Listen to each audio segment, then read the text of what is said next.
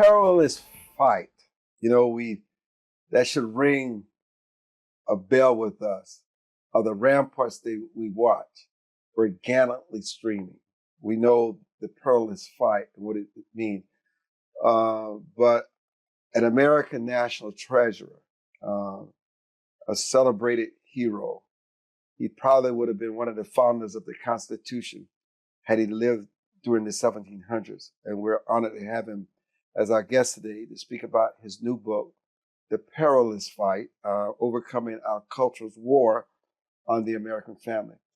Dr. Carson and his wife, Ben Carson, has given us another pulsating reminder of where America is headed, and we don't stop the brakes and do a self-inventory and a self-examination of where we are with our family, our culture, our children, our virtues, and our values. And he joins us for the next hour to discuss this book written by he and his wife, Ken. Dr. Carson, welcome to the broadcast. Thank you. Always good to be with you. In your book, you speak about the function of the family. That was as I was reading your brilliant, insightful definition of the function of the family, I was reminded that was the family that I grew up and many of my colleagues grew up. But the family that you were describing and the function of it is certainly not what we see as the family of today. Well, the family has changed a lot, and it's been intentional. The United States of America is an amazing country, but it was born in the crucible of war. There was a lot of fighting. We didn't get our freedom, and we didn't get these opportunities free of charge. And we are, again, in a situation where there's a lot of conflict that's going on. There are forces of Marxism that want to fundamentally change this nation from what it is. How can you do that? You're never going to overcome us militarily. You have to do it from within. So from within, where is the strength of our country? The strength of our country lies in our communities, which are composed of families. And the strength and the values are passed on through the family. Therefore, if you really want to get to the root cause of what made us great, you go down to the level of the family. And that's why we're seeing such attacks on the American family. And the formation of the American family is rapidly disintegrating. So how should a family function? Well, family gives you your identity, gives you your roots. And that, of course, is the basis of your belief. So if you don't have a family, you're kind of like a leaf blowing in the wind, easily picked up by any cross breeze that goes around. That's what we're seeing, for instance, on these college campuses now. Young people who don't really have a solid identity, don't feel that they belong to a community, don't have strong family ties, and they derive their confidence and their identity from another source. And therefore, when you see a whole bunch of people, moving in one direction, you say, well, that must be the right direction.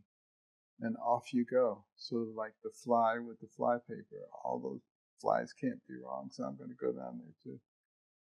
That's what's happening when you're not solidly grounded. That's what a family does. As you well know, with your family history, having a place that you belong and having people who you know are always going to be on your side, who are always going to care for you and be looking out for your best interests, who are going to make sure that you understand who you are, where you came from, what your history is, and how valuable you are. When people don't have that, I really feel for them because they become so easily swayed and carried away by whatever wind is blowing at that particular time. And unfortunately, particularly in certain communities in our society, like the Black community. There has been, unfortunately, a lot of trauma to the family, particularly in terms of the role that the men have played. And you have 70% of those babies born out of wedlock. 64% grew up in single parent homes. They don't get the benefit of having that strong, nurturing, and supportive family. And they look for that in other places. And that's why you see the tremendous amount of violence. You see these young men who really don't respect the rights and the lives of other people. Where does that respect come from? That respect comes from the family. You learn that there are other people in the world besides yourself, that they may not always think like you, and you learn to respect their opinions and to value them as fellow human beings. But when you don't have that in your family, you're very unlikely to get it anywhere else. You know, some would say that our parents were not restricted and limited by the government in raising their children. You know, I remember reading in the Bible where you talked about the school and prayer in school and how the parent protested. And eventually, all the way to the Supreme Court, is how prayer was removed from the classroom. Yes. Because it felt like it was not inclusive. And so we got into the separation of church and state. And so the point that I'm making, which you address in your book, no matter what parents and families are doing, the family, faith, and the institution itself is constantly under attack and being marginalized. And that's kind of where it started in this country. There was a time when all schools had posted the Ten Commandments. And you started the school day off with the Lord's Prayer, with Bible reading. Early on in America, reading was taught from the Bible and through Bible story. And it provided a moral foundation for people. You probably have noticed today a lot of the young people talk about your truth and my truth versus the truth. It all becomes relative and it's different for different people. That's not how a society advances. Every man for himself has his own law. There has to be law and order and respect. And those are the kinds of things that used to be taught, which are not taught. You know, in 1958, it was Edward Lewis Shrimp, who in Pennsylvania, Abington County, said, this is wrong that his children should have to start the day with prayer and Bible reading. And he pursued a lawsuit. The state tried to accommodate him. They said, you can exempt your children from that. But that wasn't enough, and it continued all the way to the Supreme Court 5 years later, where they decided in an 8-1 decision that it was unconstitutional to have a requirement for prayer or Bible reading. But it then from there just continued to snowball to the point where we said there can be no intersection between faith and civil and civic activities. What is the role of the family then in this education and values and morality? The role of the family is to give you a foundation, an anchor. If you take a boat and you put it out in the ocean and it has no anchor, it's just going to go wherever the waves are taking it. That's the same thing that happens to a person. If you don't have an anchor, you don't have a foundation, you just blow with the wind. That's where your family comes in. And if you have that, then you can chart your course. you know where you're going, and you know how to get there. And that's why you see so many lost people, so many lost souls. You hear the phrase all the time, I'm trying to find myself. You don't need to find yourself if you have a family. You're already found. You have an identity. Exactly. So, um, Dr. Carson, we hear these stories. There's nothing new under the sun. Is there anything that gives you any hope that we can make progress? Is there anything that you can point to? Actually, there's a saying, it's always darkest before the dawn. Sometimes it has to be pretty dark before people see the light. We've kind of reached that point now where I think a lot of people are starting to wake up. Now, when you look at the history of the world and you look at the rise and falls of countries, many people have said, we're about to fall now. There's a cycle that countries traditionally go through of bondage and captivity. From there, they go to spiritual awakening. From there, they go to courage. From there, they go to liberty. From there, they go to abundance. From there, they go through complacency, and then to apathy, and then back to captivity. And there are those who feel that we're sort of on that last. What's the year, decade, century cycle to that? From the tip that you started? Usually about 200 to 250 years. Mm-hmm. And we're at 247. But this is the United States of America. We're not like other countries. The difference here, as I mentioned earlier, is our Declaration of Independence says that our rights come from God and not from government. They can only be taken away by God. And if we believe that and we act according to that, I think we can last a lot longer. There have been empires like the Roman Empire that lasted for 600 years. So you don't necessarily have to rise and fall according to what the average is, because we're not an average country. We're a country that has benefited from the histories of multiple other nations. We have people who've come here from every part of the world.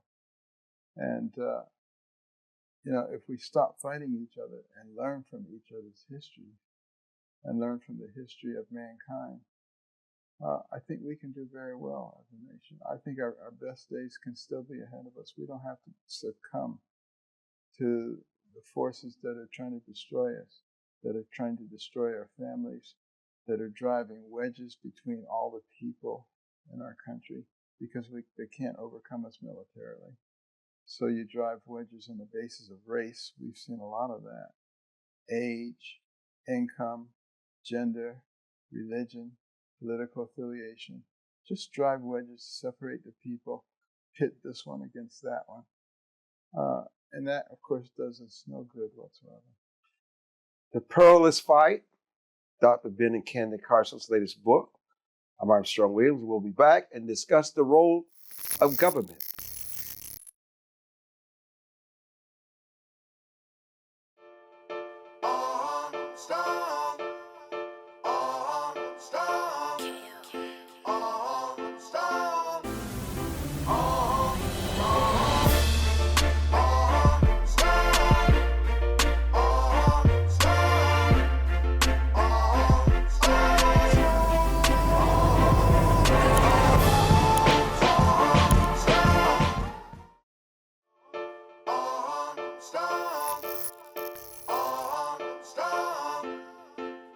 Welcome back to the broadcast. What was the inspiration for this book, and why did you title it The Perilous Fight?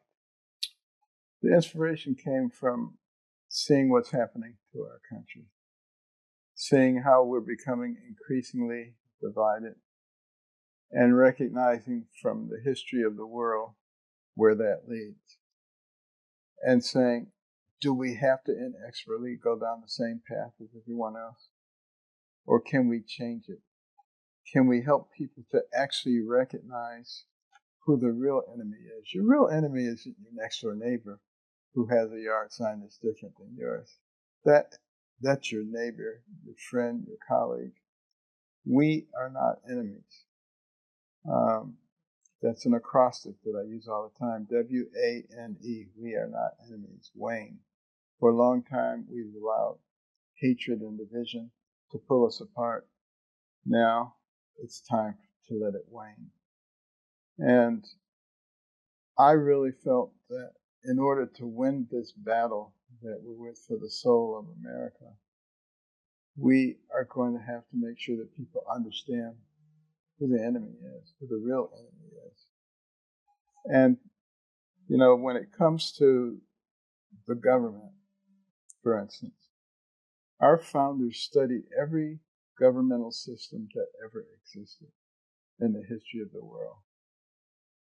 And they were eclectics. They took the good stuff and they left the bad stuff. Their attempt was to create a country where our freedoms would be maintained indefinitely.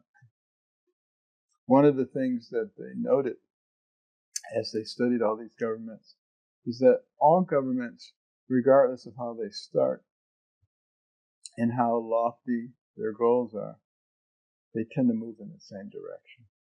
How many years before they start moving in the same direction? Well, it varies, but it generally only takes a generation or two before they start moving in the direction of control, growth, infiltration, and domination. And our Constitution was designed to keep that from happening. And it does, and it's done a good job of doing that. But it only works if you pay attention to it. And if you respect what it says. If, for instance, the Supreme Court says, no, this is unconstitutional, but the executive branch says, we're doing it anyway, that's a problem. And that's why John Adams, our second president, said, our Constitution was designed for a moral and religious people and is wholly inadequate for the governance of any other. And it seems like right now we have any other. For instance, you have, a judge involved in a case in New York who has obvious conflicts of interest and won't recuse himself. The justice system counts on people having a moral core, which obviously removes them in a situation where they have an obvious conflict. But when you get rid of that and you let people do whatever they want to do with no consequences, it kind of leads to situations like we have in Russia and in China and in a lot of the banana republics, where those who are in charge just use the power of the government to dominate anyone else and to make sure that they remain in power. People would have thought that something like that could never occur in the United States of America, but you see how easily it can occur. You look at a place like Venezuela that I visited a number of times before they turned, and it was a beautiful place.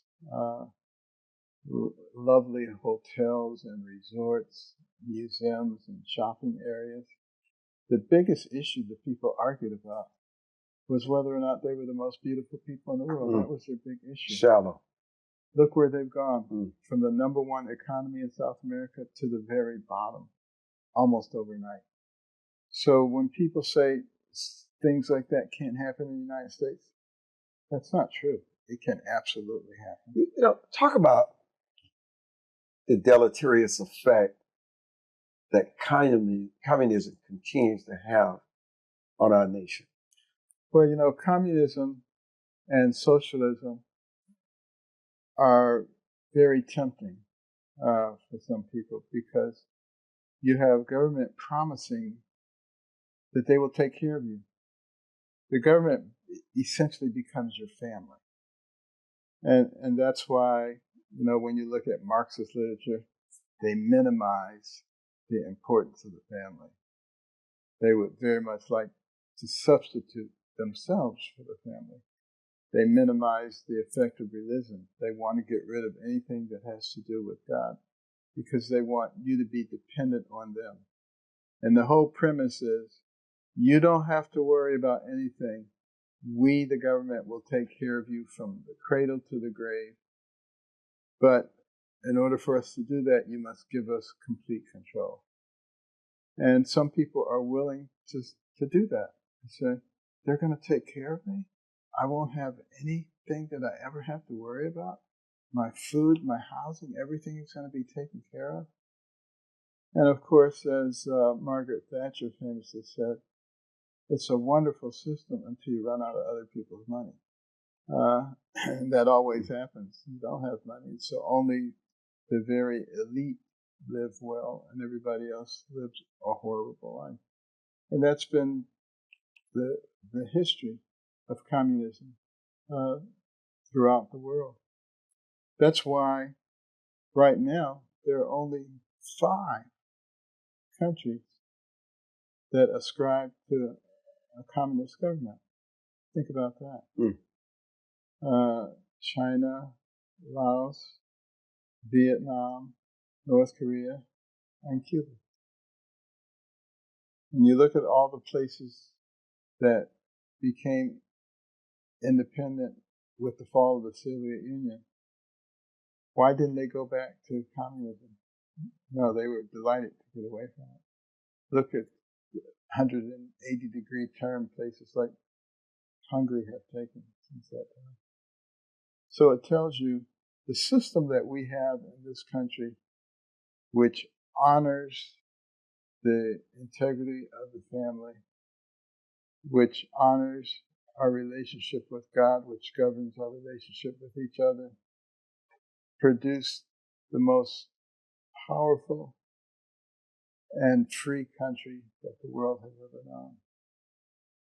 And the purveyors of Marxism would like nothing more than to bring that down. Why is faith, if you look at any experiment around the world, has been so important to the development and the longevity of any nation, particularly here in the United States? And why do you think it's being so suppressed by the minority? Because faith puts your confidence and your identity in something other than the government, in something other than those who wish to control you. Someone who wants to control you doesn't want competition. So they need to do away with that. As I noted in the book, on January the 10th, 1963, read into the congressional record were the 45 goals of communism in America. One of those goals was to remove any mention of God from the school system and from all public arenas. They want to get rid of the concept of God. One of the other goals was to denigrate the whole concept of the family and increase the validity of the government. And relevant to what's going on now, one of the goals, number 19 in fact, was to foment student rioting for radical causes. We're seeing all this stuff going on. Gain control of the public school system and the teacher unions so you can indoctrinate the kids and confuse the kids. Look at how the children are being confused in our schools over the transgender issue. Now, when fertilization occurs, you have a male gamete, a female gamete. Neither of them have the ability to become a human being. They fuse together and you have a fertilized embryo. that brain starts developing immediately. Millions of neurons every day. Later on, billions of neurons every day. By the time a baby is born, that brain is still developing at a very rapid rate. That's why newborn babies sleep for 20 to 22 hours a day, because their brain is developing. It continues to develop into your mid to late 20s. So think about a school system that takes 9, 10, 11, 12-year-old kids who have undeveloped brains, who are very suggestible and very curious, and without the knowledge of their parents, tries to convince them that they may not be what they are physically. That's the reason that God gave children parents, to protect them from people who would take advantage of their curiosity and their suggestibility. Dr. Ben Carson is our guest. His new book, The Perilous Fight. Where can they find this book? Is it in the bookstores? It's in all the bookstores. You can get it online also. And there's also an audio version. And it was written by you and your wife, Candy. My wife has been my co-writer for several of my recent books. She does a lot of the research, and she wrote the prologue to this book, which really sets you on the right path for what to look for in the book. There's one thing that's obvious from this conversation and the many books that you've read. Writing, reading, continuing your education, no matter whether you're a world-renowned pediatric neurosurgeon or a classical pianist, that education continues. It does continue, and it's such an important part of success. And that's why we put people who don't get a good education at a tremendous disadvantage. As many people saw recently in Project Baltimore, how many of those children were unprepared to go out into the world. Complete lack of proficiency in things like mathematics and reading. It puts you at an enormous disadvantage.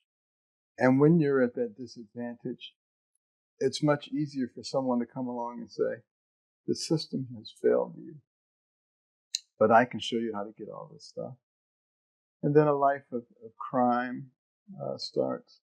You got many people who end up in the penal system, many people who end up dead. Perfectly capable individuals who, if they were educated the right way and had the right foundation, would be tremendous assets to our society. We can't afford to continue to throw those people away. We have a society where our numbers are decreasing. We don't have enough babies being born to replace the people who are dying. That's the mark of a society that is dying. We have to change that. Dr. Ben Carson, The Perilous Fight. I'm Armstrong Williams, and we'll be back.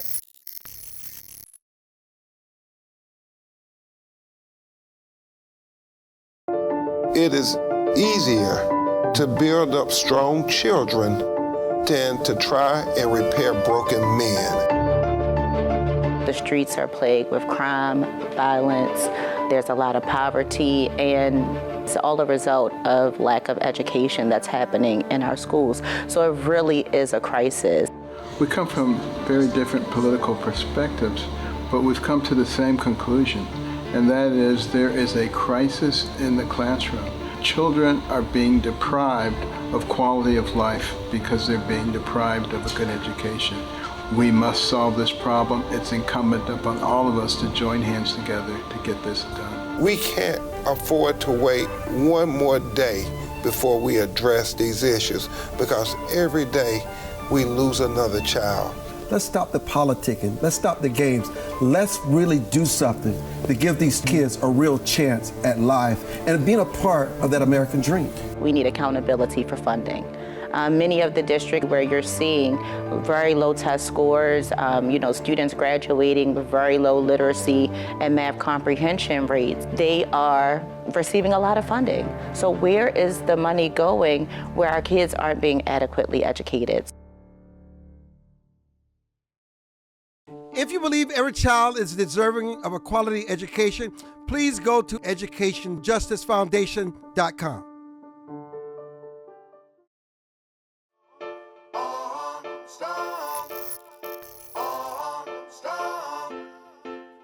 Welcome back to Dr. Candy Carson's discussion. Mrs. Carson's not here. Their new book, The Perilous Fight. You know, as you were talking about education as we were going out the break, and then early on, you mentioned how people still use racism, particularly with many American blacks in this country, to make them feel as though they're not a part of America. America does not represent them. They always identify with the underdog, whether it's the Palestinian flag, whether it's BLM, because they don't see themselves in America. And nor sometimes do they realize the contributions that they have made, not just during the days of slavery, when they were the economy of this nation, but in terms of this, not because of it, but in spite of that, what they've contributed to this history. Could you, through your phenomenal brain and education, take us a walk down memory lane and just for a moment remind Americans who happen to be Black what they've contributed, not just to Black America, but to all of America? Well, you see the large number of young Black males involved in the penal system. And you think about the tremendous potential that exists there. And I like to say, anyone could have taken that young Black male when he was just 6 years old and walked down the streets of Washington, D.C. or any other major city and given him a Black history lesson he would have never forgotten. You could start by pointing to his shoes and say, it was John Matzliger, a Black man who invented the automatic shoe lasting machine, which revolutionized the shoe industry throughout the world. And you step on that clean street.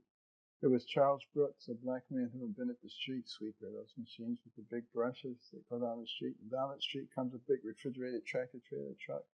Frederick Jones, a Black man, invented the refrigeration system for trucks, later adopted for airplanes, trains, and ships. And it comes to a stop at the red light. Garrett Morgan, a Black man, invented the traffic signal. He also invented the gas mask, saved lots of lives during the war. And while you're talking about the war, Henrietta Bradbury, a Black woman, who invented the underwater cannon, made it possible to launch torpedoes from submarines.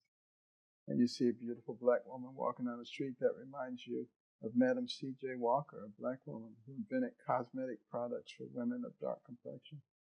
Was the first woman of any nationality in this nation to become a millionaire on her own efforts. And you walk past the hospital, Charles Drew, his contributions to blood banking, understanding the function of blood plasma. Daniel Hale Williams, the first successful open heart surgery in the world, had an operative mortality rate less than 1.5%. You look up at the surgical light, Thomas Edison. Well, he wasn't Black, but his right-hand man, Lewis Latimer, was. How Lewis Latimer invented the filament that made it possible for a light bulb to work for more than 2 or 3 days. Lewis Latimer invented the electric lamp. Lewis Latimer diagrammed the telephone for Alexander Graham Bell, was a tremendous inventor and intellect. Most people have never heard of him. You go by the railroad tracks. Andrew Beard, the automatic railroad car coupler, spurred on the Industrial Revolution. Elijah McCoy, the automatic lubrication system for locomotive engines. And, people were always trying to imitate what he did. So people, when they bought something, they say, is that a McCoy? Is that the real McCoy? That's where the term comes from. You've got racist people using that term that don't even know who they're paying homage to. That's just barely scratching the surface of the contributions that Black people have made to this country. But one of the points that I emphasize in the book also is that every group has contributed to our country. We could take that walk down the street for a lot of different groups and point out all kinds of things that were contributed by that group. Our diversity is not a problem. It is a tremendous advantage. And we have to stop letting people foment hatred between the different groups. It doesn't make any sense.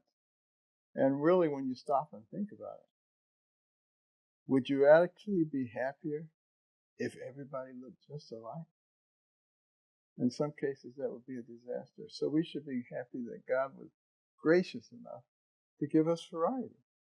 It adds spice to life. It's a good thing. It's not a bad thing. So how do we get, because in our Constitution, even though it was not always played out in real time, that we're not black, we're not white, we're not Jewish, it's not our orientation, it's not our agenda. What we are American.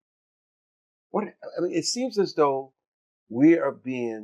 there's this pervasive movement of tribalism across this country. But one of the things that allowed our country to succeed early on was a sense of community. You had all of these communities that maybe only consisted of 50 or 100 families, but there was nobody else around for 50 or 100 miles. Not only did they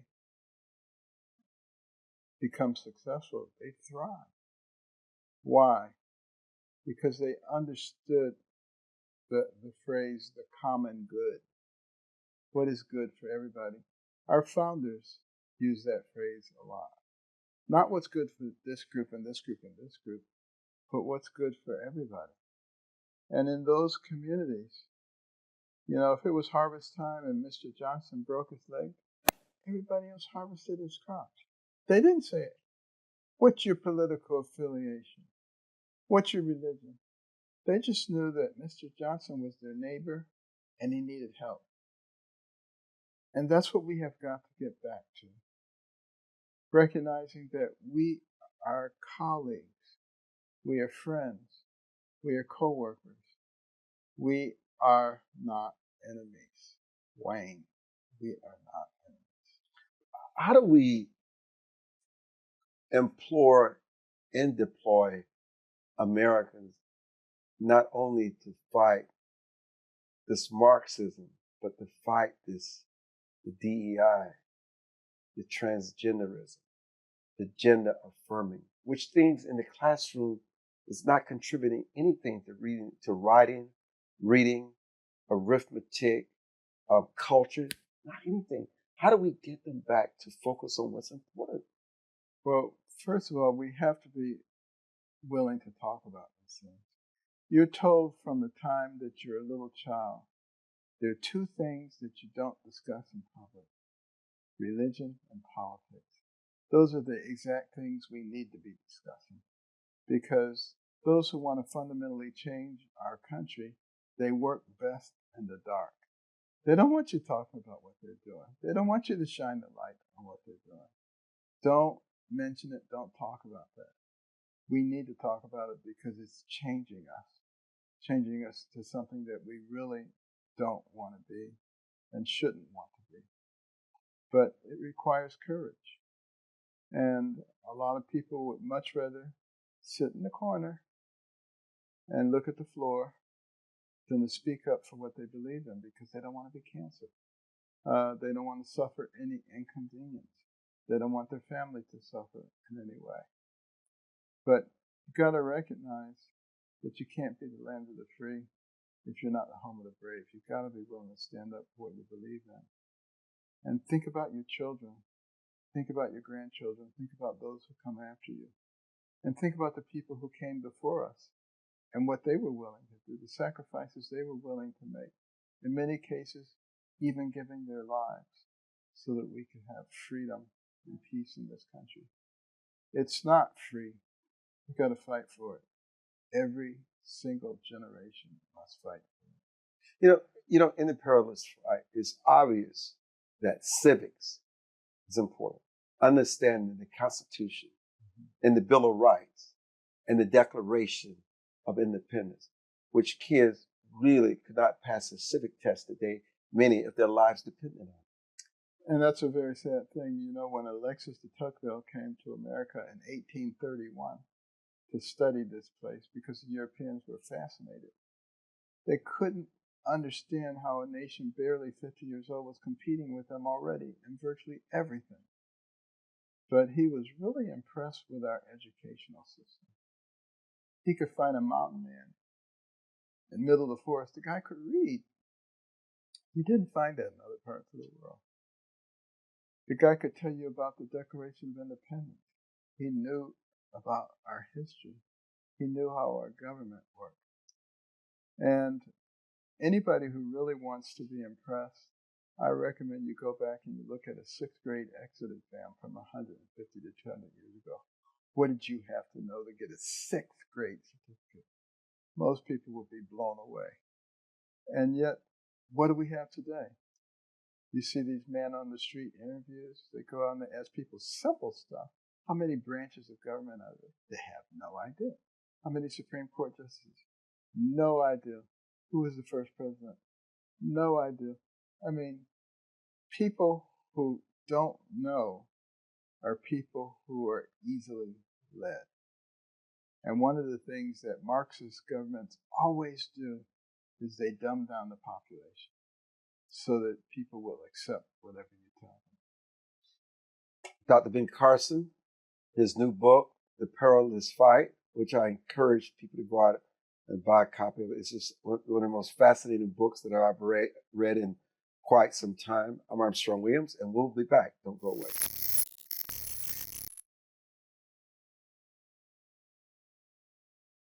As a home buyer, you need a lender who cares about your home ownership dreams. United Security Financial has been helping families secure their dream homes for 30 years. We're a national fair practice lender that provides affordable mortgages and low down payment programs to eligible home buyers. To learn how United Security Financial can help you secure your dream home, call 1-800-373-4186.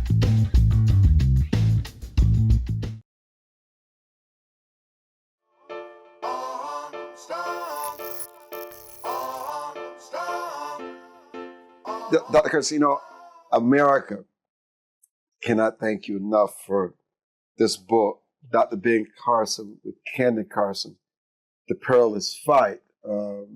And what can individual families do to change the course in the discourse? Because some people have really surrendered that their voice, their criticism, their involvement activity doesn't have an impact anymore. Yes. And that's a very good question, because each one of us has a sphere of influence. We may not realize it, but there are always people that you can influence and people who are watching you to see what you do and how you handle yourself in different situations. First of all, we have to begin to honor marriage again. People are getting married much later, or they're not getting married at all. And as a result of that, our fertility rate has gone way, way down, the lowest it's been since the 70s, and continuing to decline. And we need to work on ways to keep families together rather than pulling them apart. I think one of the worst things that happened was no-fault divorce that started in the 60s. It doesn't take into account the fact that when you take two people from different environments and they're married and they're under the same roof, guess what? There's going to be friction. They're not going to be the same on everything. It's like taking two pieces of sandpaper and rubbing them together. But what happens if you keep rubbing them together? It becomes smooth. You got to stay in there long enough for it to become smooth. That makes a huge difference. And then recognize that children today are faced with incredible things. I hear people saying all the time, things are no different than they ever have been. Yes, they are. Our kids are bombarded through the internet, through social media, with things that were unimaginable to us when we were kids. And they have to deal with this stuff. And parents need to recognize that they are there for a reason. They're not just there to provide food and shelter for their kids. They're there to provide a foundation, direction, support, and you have to be intentional about it. Otherwise, your kids are going to spend 4, 5, 6, 7 hours of screen time every day.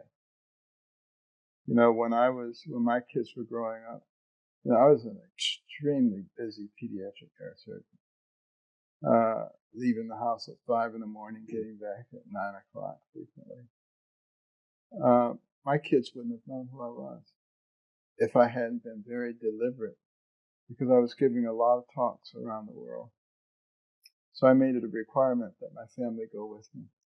So all the kids had frequent flyer cards to every airline, and they traveled all over the world. We had a lot of quality time together because things aren't as hectic while you're traveling. You know, we play games and do all kinds of things. But you have to be intentional about it. It has to be a priority in your life. You have to make a decision. You have to make that decision, exactly. And you look at the difference that makes. You know, the Brookings Institute and Princeton University did a study on intact traditional nuclear families versus non-traditional families. And they saw a very significant increase in wealth of the states that had a lot of intact nuclear families, and upward mobility, massive decrease in criminal activity and in childhood poverty. These things, no matter whether they're conservative or liberal think tanks and study groups, they find the same thing.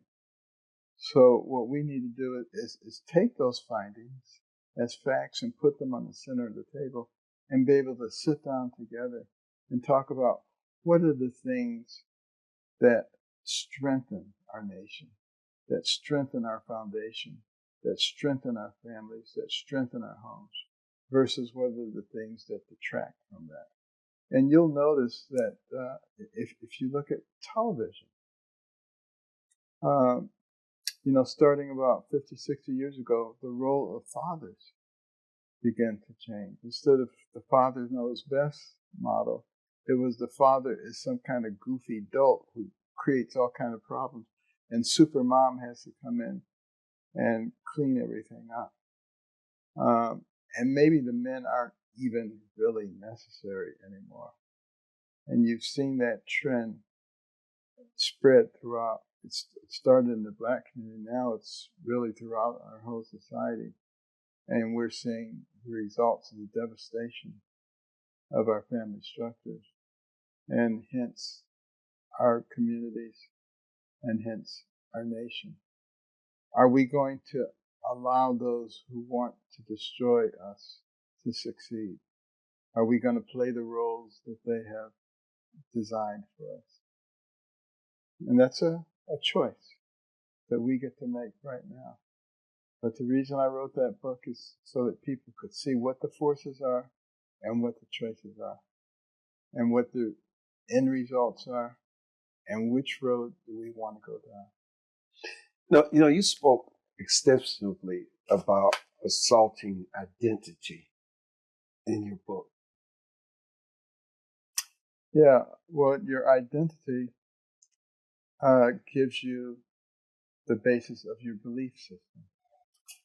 Your belief system is what is your guard against being swept away by all kinds of ideologies. And our belief system for the longest time revolved around our faith. So we are one nation under God. As we throw that away, we also throw away our identity. And as that belief system deteriorates, anything goes. That's what you're saying now. Anything goes. And when you look at television, it's not the traditional family that we celebrate. It's the alternatives.